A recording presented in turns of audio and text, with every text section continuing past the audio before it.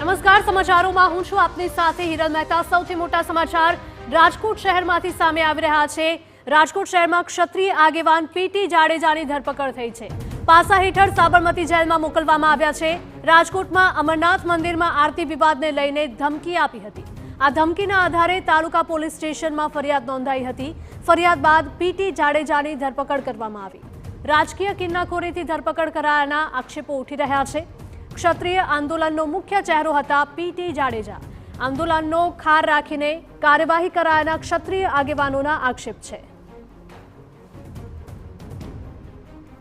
PT જાડેજાના વકીલ અને પુત્રનું કહેવું છે કે જેમાં આગોતરા જામીન પહેલેથી જ થઈ ચૂક્યા છે, એ ગુનો સંદર્ભ આપી કાર્યવાહી કરાઈ છે। કોઈ ષડયંત્ર અંતર્ગત ધરપકડ કરાયાના આક્ષેપો પણ ઉઠી રહ્યા છે। સંવાદદાતા મોહિત જોડાયા છે વધુ માહિતી સાથે। મોહિત, જણાવશો કે રાજકોટમાં ક્ષત્રિય આગેવાન પીટી જાડેજાની ધરપકડ કરાઈ છે, શું કાર્યવાહી થશે? રાજકોટમાં ક્ષત્રિય આંદોલન વખતે જેમની મહત્વની ભૂમિકા હતી તે ક્ષત્રિય આગેવાન પીટી જાડેજા છે।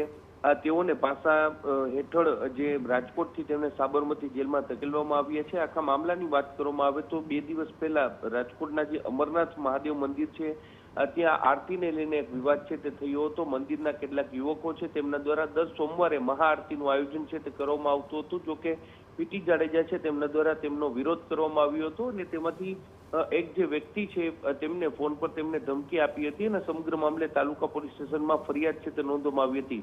આ જ ફરિયાદના અનુસંધાને ગઈકાલે પીટી જાડેજા છે તેમની અટકાયત કરવામાં આવી હતી અને ત્યારબાદ તેની જે ગુનાહિત ભૂતકાળ છે તેના આધારે તેના વિરુદ્ધ પાસાનું વોરંટ છે તે કાઢવામાં આવ્યું હતું અને તેમને જે સાબરમતી જેલ ખાતે મોકલી દેવામાં આવ્યા છે।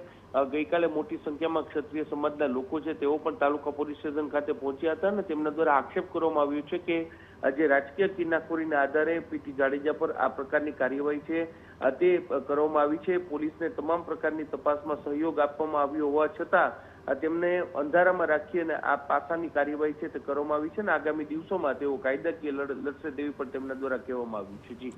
જી મોહિત, માહિતી બદલ આપનો આભાર। તો ક્ષત્રિય આંદોલનનો મુખ્ય ચહેરો હતા પીટી જાડેજા અને હવે તેમની ધરપકડ કરવામાં આવી છે। ફરિયાદ થયા બાદ પીટી જાડેજાની ધરપકડ થઈ છે। આંદોલનનો ખાર રાખીને કાર્યવાહી થયાના પણ આક્ષેપો ઉઠ્યા। નાની મેટરમાં ટાર્ગેટ બનાવીને જે મંદિરમાં પોતે ટ્રસ્ટી છે બીજા લોકો ગેરકાયદેસર કબજો લેવા માંગતા હતા, એના એવી નાની મેટરમાં એની વિરુદ્ધમાં પાસાના કાયદો લગાડવાની સરકાર તજવીજ કરી રહી છે।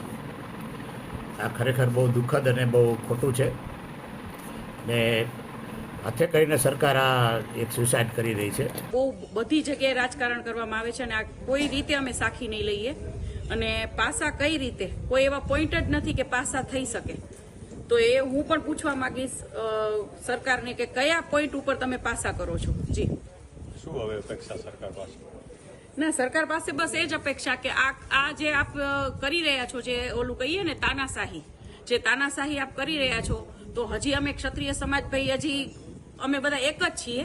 અને આ કોઈ સામાન્ય કલમ દ્વારા કોઈ ટેબલ જામીન છે બરાબર, છતાં પણ આ લોકોએ કિનાખોરી રાખીને અમને ગુમરાહ કરીને 3-4 કલાકથી બેસાડેલા અને સવારે અમને જવાબ દેવા માટેની નોટિસ પાઠવેલી અને રાત્રે ઘરેથી જ અમને સમય પહેલા ધરારથી અમને ઉપાડી દીધેલા બરાબર મારા ફાધરને કે ભાઈ તમે આવું જ પડશે, એમાં નહીં ચાલે, તમે 10 મિનિટમાં છોડી દેશું એવું કરીને અમને અહીં લઈ અને પછી આવી કાર્યવાહી ધરારથી કરીને પાસા હેઠળ ધકેલા છે। અને આ એકદમ હું કહી શકું કે આ અમારા સમાજ માટે અમે જે કર્યું છે એની માટેની અમારી ઉપર કિન્નાખોરીઓ રાખી છે। અમને એવું લાગે છે કે અત્યારે એમને પાસા કર્યા છે, અમદાવાદ સાબરમતી મોકલ્યા છે અને આ બધું એક ષડયંત્ર હોય અથવા પ્રી પ્લાન હોય એવું લાગી રહ્યું છે મને। કઈ કલમો લગાડો?